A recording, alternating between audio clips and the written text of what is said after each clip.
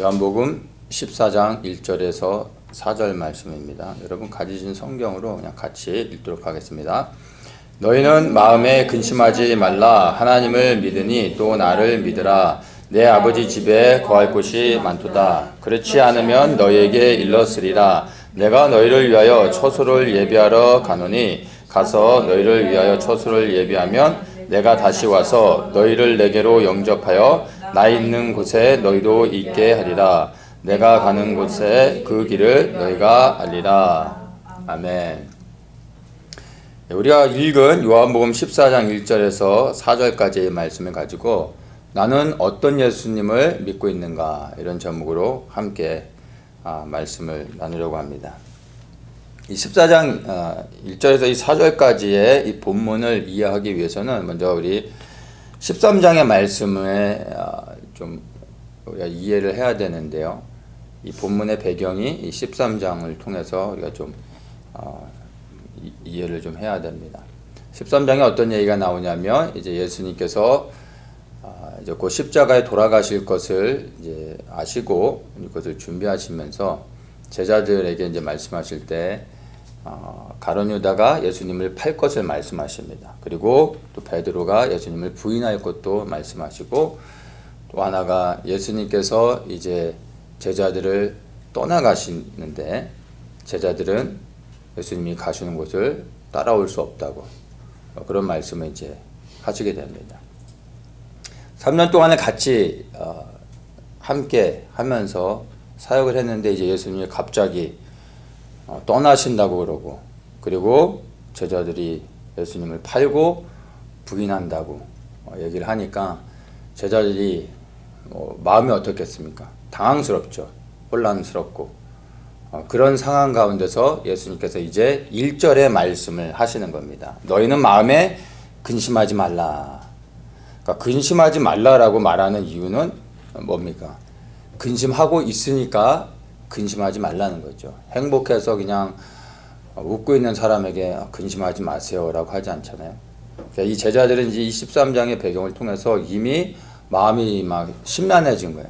예수님이 이제 떠나신다고 하고, 우리 중에 부인하고 파는 사람이 있다고 하니까 마음이 이제 심히 염려되고 걱정이 되는 겁니다.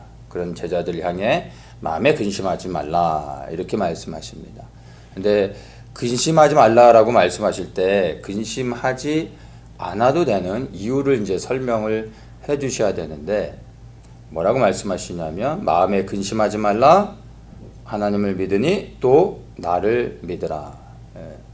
그래서 근심하지 말아야 될 이유를 바로 이것으로 얘기하시는 겁니다. 나를 믿으라. 그러니까 근심하지 않아야 되는 이유는 바로 예수님을 믿는 것에 있다라고 말씀을 하고 있는 것입니다.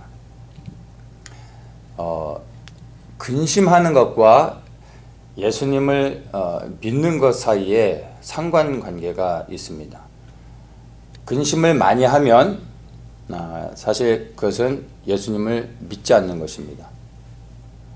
예수님을 정말 믿으면 근심하지 않게 되어 있습니다. 그래서 우리가 마음속에 근심이 들어오면 그것은 곧 사실 예수님을 믿지 않는다는 것입니다. 우리가 다 예수님을 믿죠. 그리고 우리가 살아가면서 저 오늘은 예수님 안 믿을래요 라고 말하는 사람은 없습니다. 그러나 여러분이 일상의 삶 가운데서 마음에 근심하고 걱정하는 순간 사실 여러분이 나는 예수님을 오늘은 안 믿겠습니다 라고 말하는 것과 영적으로 동일한 것이라는 겁니다. 그러니까 근심하게 되면 그것은 사실은 예수님을 믿지 않는 것이죠. 믿지 않는다는 것, 근심한다는 것은 곧 바로 예수님을 불신하는 겁니다. 불신이 뭐죠? 바로 예수님을 믿지 않는 불신은 그것은 곧 죄가 되는 것입니다. 이 죄가 쌓이면 예수님을 떠나게 되죠. 믿음에서 떨어지게 되는 겁니다. 그리고 예수님을 떠나고 그 결과 심판을 받게 되는 것입니다. 그래서 첫 시작은 조그만 근심이지만 이 근심을 처리하지 않게 되면 그 끝은 무서운 심판으로 끝날 수 있다라는 것을 우리가 볼 수 있어야 됩니다. 물론 한 번의 근심이 우리로 하여금 믿음에서 떠나 예수님을 버리게 하는 것은 아닙니다. 그러나 이것들이 쌓이는 또 쌓이다 보면 어느 순간 우리가 주님을 떠나게 되는 그런 상황을 맞이할 수 있다는 것입니다. 그래서 근심은 절대로 그대로 두어서는 안 되고, 아무리 작은 근심이라 할지라도 그 근심은 반드시 처리가 되어야 하는 것입니다. 예수님을 믿는다고 말하지만 사실 우리 주변에 예수님을 믿는 믿음의 능력을 가진 사람들은 생각보다 사실 그렇게 많지 않습니다. 하나님의 나라는 말에 있지 않고 능력에 있다라고 성경은 말하고 있습니다. 우리가 정말 믿는다고 하면 우리의 믿음을 통해 역사하는 능력이 나타나야 되는데, 여러분이 다 믿음을 갖고 계신데 여러분의 믿음은 역사하는 능력이 있으신지 한번 여러분의 믿음의 삶을 한번 돌아보십시오. 그 능력을 통해 여러분 삶 속에서 열매를 맺고 있는지, 내게 능력 주신 자 안에서 내가 모든 것을 할 수 있다라고 말하고 있습니다. 이 능력이 어디에서 나오는 겁니까? 능력의 근원은 다른 것이 아니라 내게 능력 주신 자 안에 있습니다. 내게 능력 주신 자가 누구입니까? 바로 예수님이죠. 근데 이제 능력 주시는 자 안에 있다라는 말은 곧 내가 예수 그리스도 안에 거한다는 것이죠. 바로 내가 믿음으로써 주님 안에 거할 때 그것이 내게 능력이 되어져서 나를 통해 역사하는 것입니다. 그리고 이 살아있는 믿음을 가진 자가 실제로 내 삶 속에서 그 믿음이 능력이 되어져서 열매를 맺을 수 있게 되는 것입니다.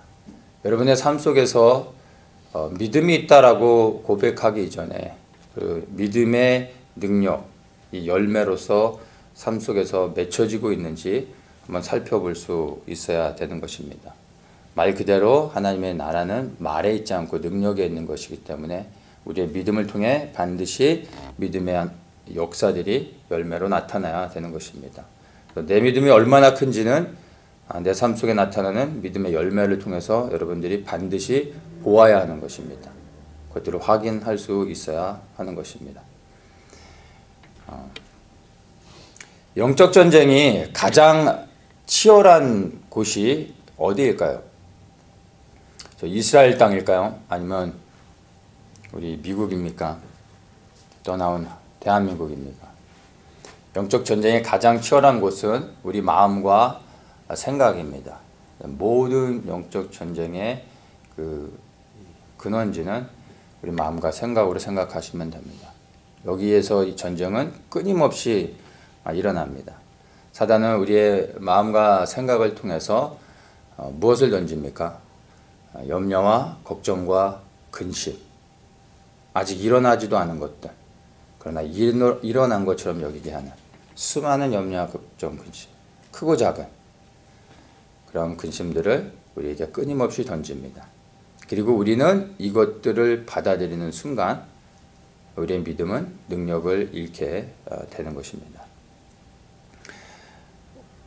우리의 생각 안으로 들어오는 이제 염려와 걱정, 이런 근심들을 우리가 거부할 수는 없습니다. 그것들을 막아내고 차단할 수는 없습니다. 그러나 이러한 염려와 걱정, 근심, 우리 안에 또 들어오는 두려움, 이러한 생각들이 우리 안에 들어올 때 이것을 받아들일 것인지 아니면 내가 이것을 거부할 것인지는 우리가 결정할 수 있습니다. 그것은 우리의 선택의 문제인 것입니다. 그래서 우리 안에 들어오는 염려와 걱정, 이런 근심들이 있을 때 이것들을 어디서 오는 것인지 분석하고 연구하고 이러는 것이 아니라 사실 그러한 생각들이 들어오는 즉시로 우리는 그 모든 생각을 주님 앞에 드려야 됩니다. 주님, 내 안에 이러한 염려가, 좀 이런 두려움이, 이런 불안한 마음이 있습니다. 이 마음을 주님께 드립니다 라고 하고 믿음으로 그 모든 생각들을 주님께 드릴 수 있어야 됩니다. 주님께 내려놓을 때 그 염려와 걱정의 생각과 두려움으로부터 우리가 자유케 되어질 수 있습니다.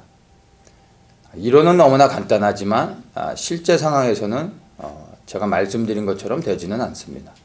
이게 수많은 그 프랙티스가 필요하고, 그리고 우리가 실제적 경험을 통해 얼마나 우리가 주님을 신뢰하느냐에 따라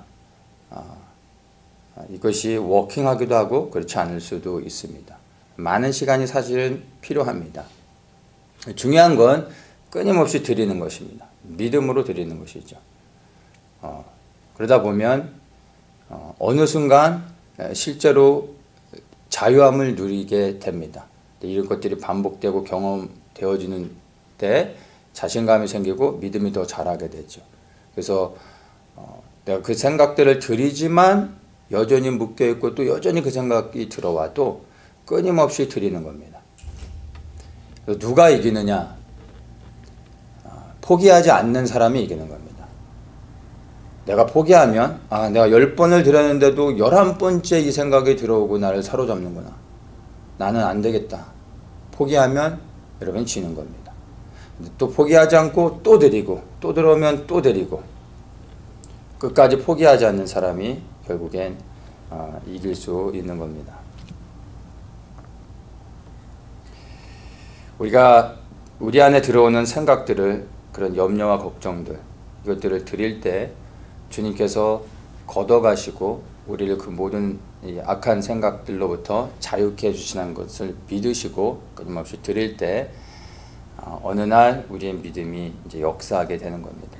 그리고 주님께서 우리를 그 모든 헛된 어떤 거짓된 생각들로부터 우리를 자유케 해주신다는 것을 여러분 믿으시고 또 그걸 경험하시기를 축복합니다. 말씀드린 것처럼 우리가 하는 수많은 염려와 걱정들은요, 사실은 일어나지 않은 것들, 그리고 일어나지 않을 것들입니다. 통계가 나왔는데 옛날에 정확한 통계는 제가 기억은 안 나는데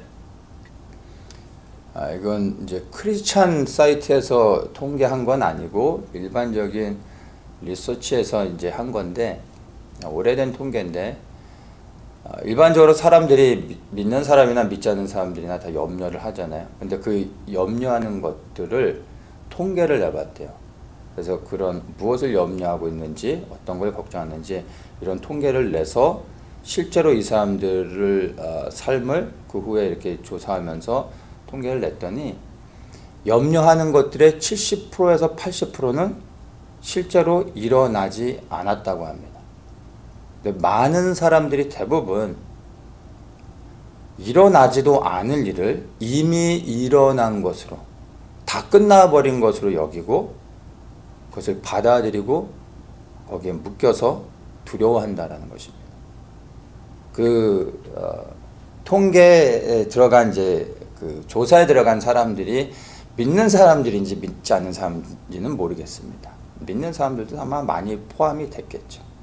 일어나지도 않을 일, 일어나지도 않았지만 일어나지도 않을 일들을 이미 염려하고 살아가는 게 우리의 연약함인 것입니다. 근데 사실은 그게 믿음 없음이고 예수님께 책망받는 것임을 여러분 기억하셔야 됩니다.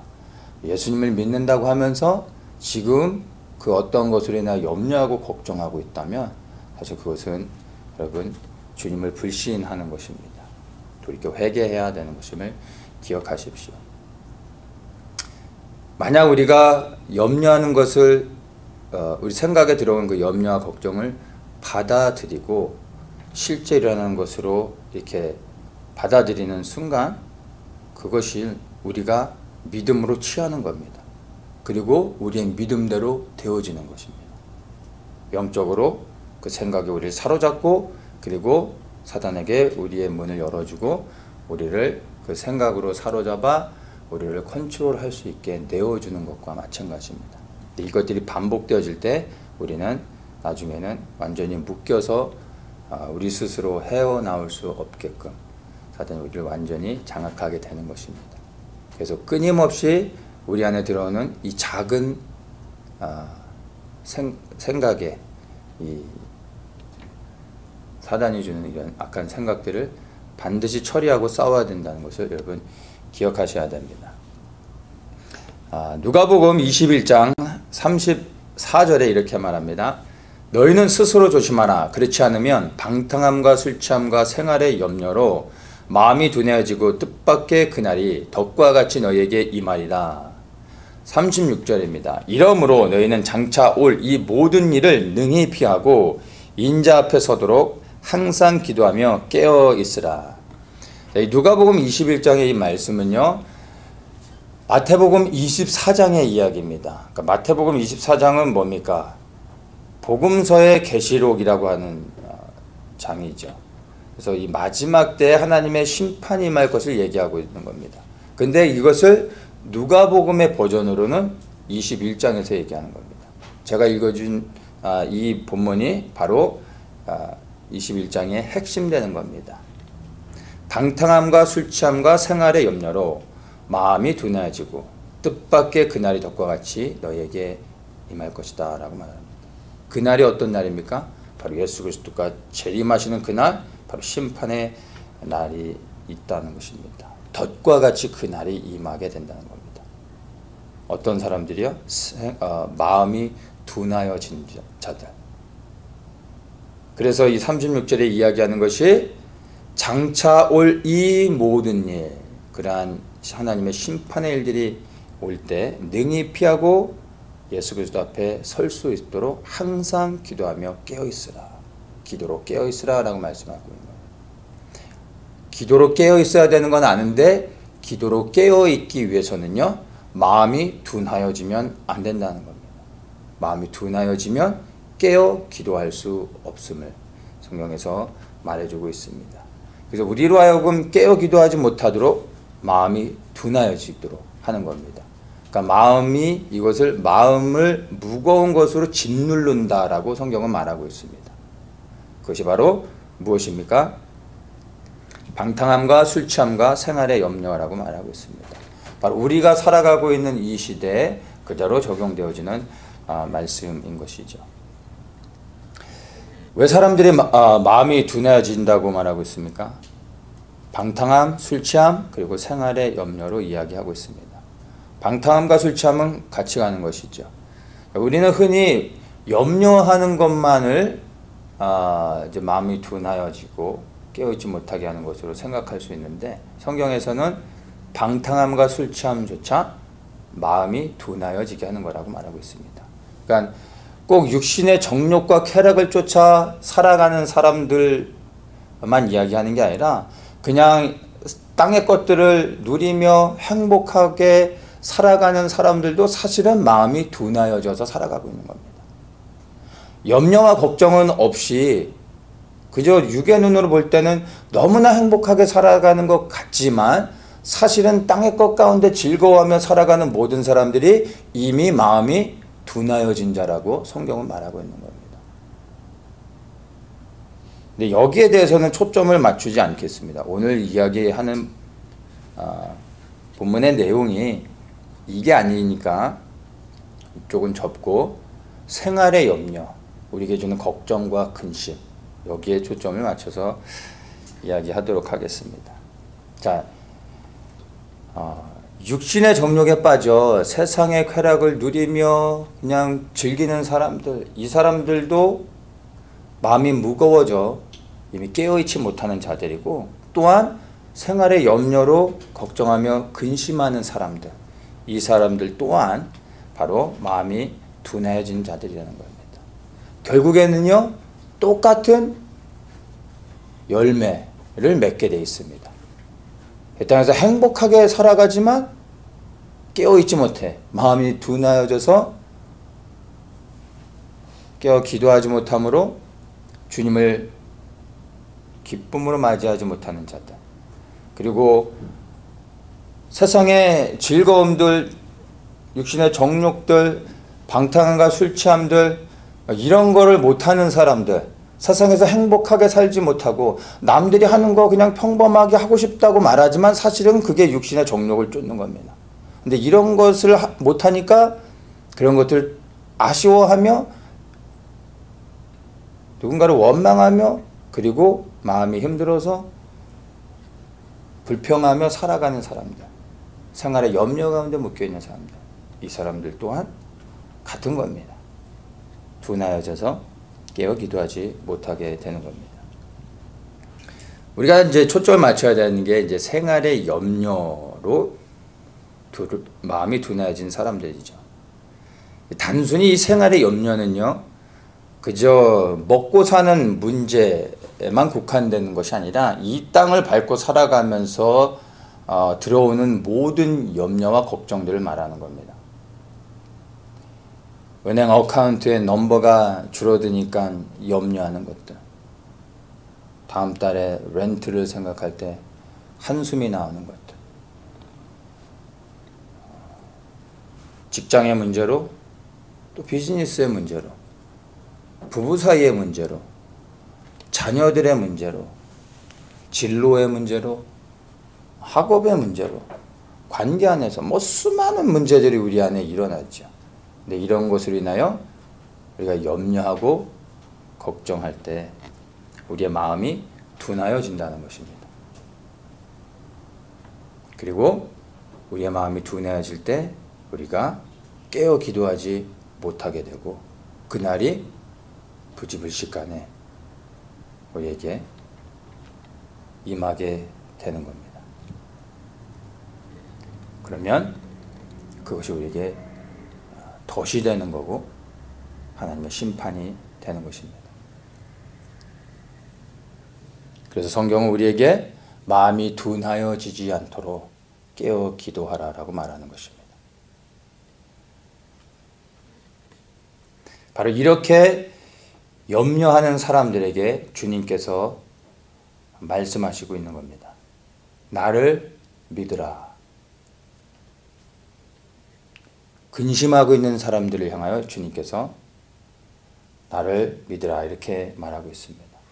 여러분 안에 여러 가지 염려와 걱정, 근심들, 두려워하는 마음들이 있습니까? 주님이 말씀하십니다. 나를 믿으라. 이 주님의 말씀을 붙잡으시기를 축복합니다. 나를 믿으라라고 하시는 이 말씀의 의미가 뭘까요? 2절과 3절을 한번 보겠습니다. 내 아버지 집에 거할 곳이 많도다. 그렇지 않으면 너희에게 일렀으리라. 내가 너희를 위하여 처소를 예비하러 가노니 가서 너희를 위하여 처소를 예비하면 내가 다시 와서 너희를 내게로 영접하여 나 있는 곳에 너희도 있게 하리라. 예수님께서 나를 믿으라라고 말씀하셨는데 여기서 나를 믿으라라고 할 때 어떤 예수님을 믿으라고 했는지 본문을 통해서 2절과 3절에서 너무 분명하게 나오죠. 여기서 믿으라고 하시는 예수님은요, 우리를 위해 처소를 예비하러 가셨다가 그 처소가 예비가 되어지면 다시 와서 우리로 하여금 그 예비된 처소로 우리를 영접하실 예수 그리스도를 믿으라라고 말하고 있는 것입니다. 여러분 이 말씀을 여러분 잘 기억하셔야 돼요. 여러분은 어떤 예수님을 믿고 계십니까?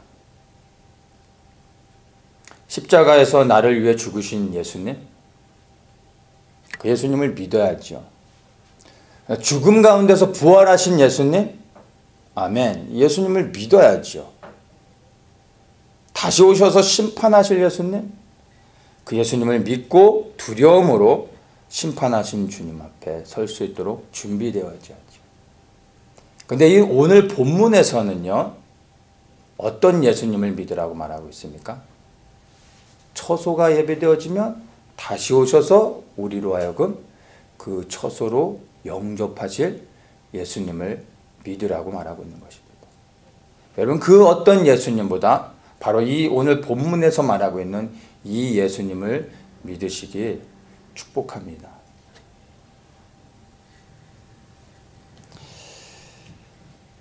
여러분 이 예수님을 정말로 믿으십니까? 아마 많은 사람들이 사실은 오늘 이 본문에서 말하고 있는 예수님을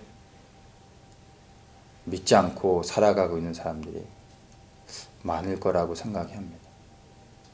십자가를 지신 예수님, 부활하신 예수님, 다시 오실 예수님도 믿죠.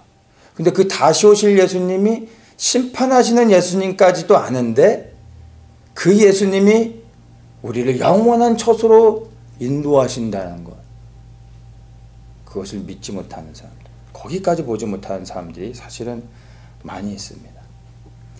이 말씀, 2절과 3절 말씀을 정말 묵상하면서 우리가 믿어야 될 예수님이 누군지를 잘 보셔야 됩니다. 우리가 다시 오실 예수 그리스도를 소망하고 살아가고 있는데 우리가 소망하는 다시 오실 예수님이 어떤 예수님인지를 보여주고 있는 겁니다.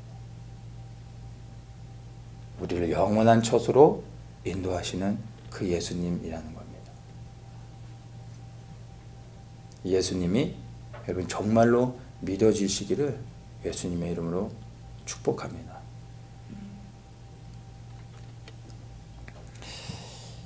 이 절에 보면 내 아버지 집에 거할 곳이 많도다 라고 말합니다. 아버지 집이 어디죠? 아버지 집? 하나님 나라죠. 하나님 나라. 하나님이 왕이신 나라. 근데 하나님이 왕이신 나라, 하나님 나라인데 이게 우리가 들어가서 거할 영원한 처소가 되는 겁니다. 이 처소가 예비되어지면 우리를 데리러 오신다는 겁니다. 이 처소가 바로 우리가 너무나 잘 아는 우리에게 익숙한 천국이라는 것입니다. 이곳으로 우리를 인도하실 겁니다.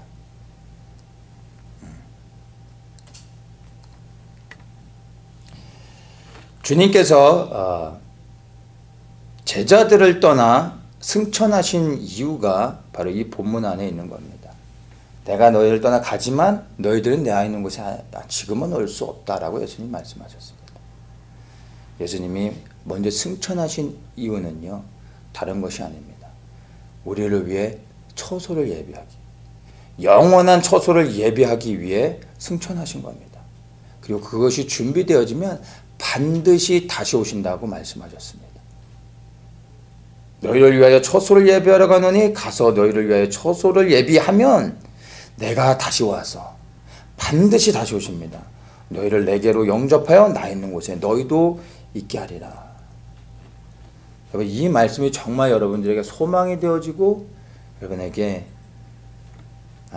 능력이 되어지는 하나님의 우리의 말씀이 되시기를 축복합니다. 우리가 예수 그리스도의 재림을 소망하는 이유가 다른 게 아닙니다. 다시 오실 주님을 우리는 기다리고 있습니다. 그 주님을 맞이할 준비를 하고 있습니다. 근데 그 우리가 맞이할 주님은 사실 심판주가 아닙니다. 그분은 심판하러 먼저 오시지만 우리가 기다리고 있는 예수님은 심판하시는 주님이 아니죠. 심판이 끝나고 우리를 영원한 처소로 예비하실 주님을 우리는 기다리고 있는 것입니다.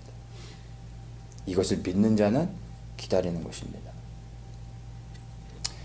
그저 마지막 때 깨어있다고 해서 주님이 다시 오신다고 했으니까 다시 오실 주님을 기다려야지. 근데 그 다시 오시는 주님이 왜 오시는지 모르고 마냥 기다리면 여러분 사실은 같이 나 기다리고 있는데 왜 내가 기다리고 있는지, 내가 기다리는 예수님이 누구신지 모르는 거예요. 버스를 기다리고 있는데 수많은 버스들이 오는데 내가 3번을 타야 되는지 5번을 타야 되는지 모르는 거죠. 우리가 기다려야 될 예수님은요, 처소를 예비하고 우리를 인도하러 오시는 바로 그 주님이라는 것을 여러분 기억하셔야 됩니다. 초대교회 성도들이 그 극심한 고난과 핍박 가운데서도 끝까지 믿음을 지키면서 그 어떠한 고난에도 핍박에도 그리고 생명을 잃어버리는 그 순간에도 믿음을 지킬 수 있었던 유일한 단 하나의 이유가 사실 여기에 있는 겁니다. 이 땅에서는 우리가 죽음을 당하지만 주님께서 반드시 다시 오셔서 우리를 영원한 처소, 그 그 영원한 본향으로 우리를 인도하실 것을 믿었기 때문에 이들은 믿음을 지킬 수 있었던 것입니다. 다시 오셔서 영원한 처소로 인도하신 예수 그리스도, 그분을 믿으십시오. 오늘날 교회의 문제가 다른 것이 아니라 우리로 하여금 땅의 것들을 자꾸 바라보게 합니다. 그리고 그것이 하나님이 주시는 축복인 것처럼 말합니다. 부수적으로 하나님께서 이 땅의 축복들을 주실 수 있습니다. 그러나 본질적으로 우리가 바라봐야 될 것은 이 땅의 것이 아닙니다. 이 땅에서 누리는 그 어떠한 행복들, 우리가 말하는 축복이라 하는 것들이 사실은 영원한 것이 아닙니다. 우리가 주님께서 예비하실 그 처소를 기다리는 이유는 이 땅에 속한 것이 아니기 때문에, 한순간 있다 사라져버리는 것이 아니라 하늘에 있는 영원한 처소, 한번 들어가면 영원히 거하게 될 그 아름다운 것, 그것을 예비하시고 우리를 영접하러 오신다는 겁니다.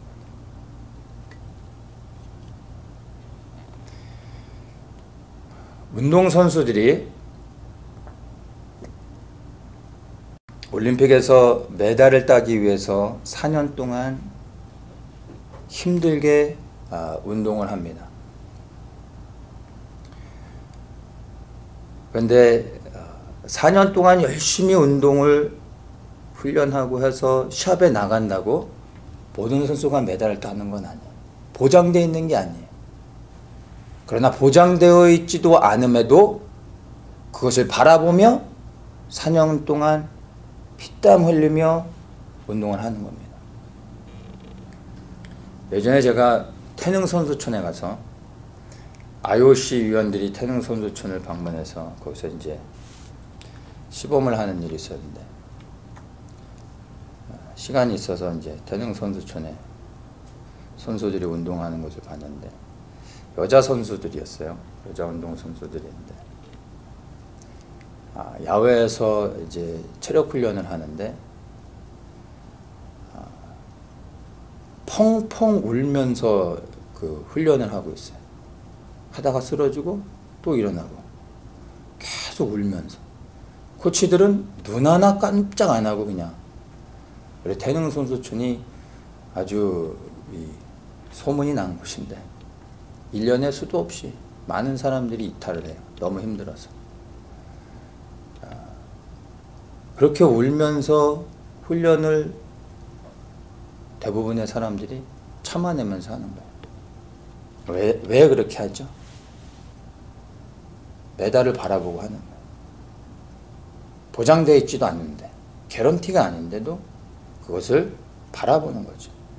열심히 하면 그 메달을 딸 수 있다는 한 가닥의 희망, 그의 잠시 잠깐의 영광을 위해 땀 흘리며, 그리고 그 힘든 훈련을 참아내는 겁니다. 세상의 사람들도 한순간의 영광을 위해서 이를 악물면서 참아냅니다. 보장되어 있지도 않은 결과를 소망하면서. 근데 여러분, 우리가 소망하고 있는 것은 그런 게 아닙니다. 보장되어진 겁니다. 무엇이 보장되어져 있느냐? 예수님께서 반드시 그 처소를 예비하시고 다시 오신다라는 게 보장되어 있는 겁니다. 그것은 의심의 여지가 없습니다. 주님은 반드시 다시 오시고요, 그 처소, 영원히 예비되어진 그 아름다운 처소를 우리에게 오셔서 우리를 인도해 주신다는 겁니다. 이것은 보장되어지는 거예요. 성경에서 말하고 있고 우리가 보는 이 본문에서 분명히 얘기하고 있는 것입니다. 우리는 이것을 믿을 수 있습니다. 이게 우리에게 소망이 되는 겁니다. 그런데 이것은 보장되어져 있지만 이 땅에서 우리에게 역할이 있습니다. 우리가 해야 될 역할이 무엇이냐면, 이것을 믿을 뿐만 아니라 믿기 때문에 끝까지 믿음을 지키며 기다려야 된다는 거예요. 이게 못 믿어지면 기다릴 수 없는 거죠. 그저 잠시 잠깐 누리는 세상의 것들에 낙을 삼고 그냥 살아가는 거죠. 그러나 정말 다시 오셔서 우리를 영원한 처소로 예비하실 주님을 기다리고 믿는다면 무엇을 해야 되겠습니까? 이 땅에 속하지 않고 주님을 바라보며 우리의 삶이 이 땅의 것들을 누리지 못한다 할지라도, 내가 원하는 대로 되어지지 않는다 할지라도, 저 사람과 비교했는데 내게 풀어지지 않은 수많은 알 수 없는 뭔가 부족함들이 여전히 남아있다 할지라도 개의치 않고 우리는 다시 오실 주님, 그래서 영원한 처소로 예배하실 주님을 신뢰하며 기다릴 수 있어야 되는 것입니다.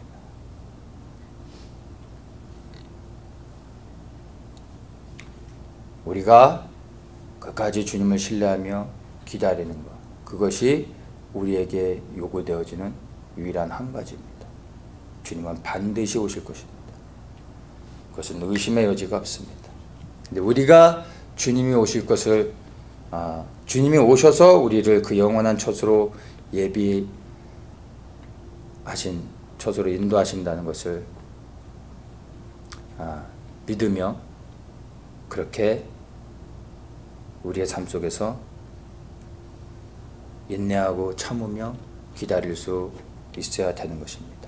우리가 가져야 될 믿음, 다른 것이 아니라 바로 주님께서 반드시 다시 오셔서 우리를 인도하시는 그 예수님을 신뢰하고, 그리고 신뢰하고 믿기 때문에 기다리는 것입니다.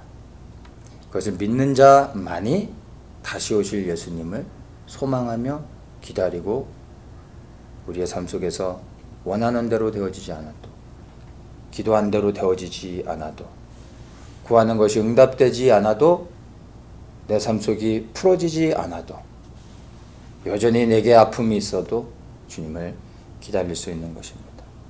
거룩함과 정결함으로. 메달은 영원한 것이 아닙니다. 메달뿐만이 아니라 이 땅에서 맺어지는 우리 눈에 보기 좋은 모든 열매들, 이 세상에서 나는 모든 것들은 영원한 것이 아닙니다. 그러나 우리가 거하게 될 하늘로부터 예비되어져서 주님이 영접할 그 영원한 처소, 그것은요, 이 땅의 것이 아니기에 영원한 것입니다. 유일하게 가치 있는 것입니다. 그래서 우리가 그것을 소망하고 우리의 모든 것을 들여 그 처소에 들어가기 위해 노력해야 되는 것입니다. 우리의 모든 것을 걸어도 결코 후회함이 없는 것입니다. 우리 인생의 모든 시간을 이것을 위해 달려가도 결코 후회함이 없을 것입니다. 예수님을 믿으십시오. 또 오늘 우리가 어떠한 예수님을 믿어야 될지를 보았습니다. 어떤 예수님입니까? 다시 오셔서 우리를 영원한 처소로 인도하신 그 주님을 믿으십시오. 그 주님을 신뢰하십시오. 그리고 그 주님을 믿기에 인내하십시오. 그 주님을 사랑하십시오. 그리고 그 주님을 위해 우리의 삶에서 헌신하여 그분을 위해 사십시오. 주님이 다시 오시면 바로 이러한 사람들을 영원한 처소로 인도하실 것입니다. 기도하겠습니다.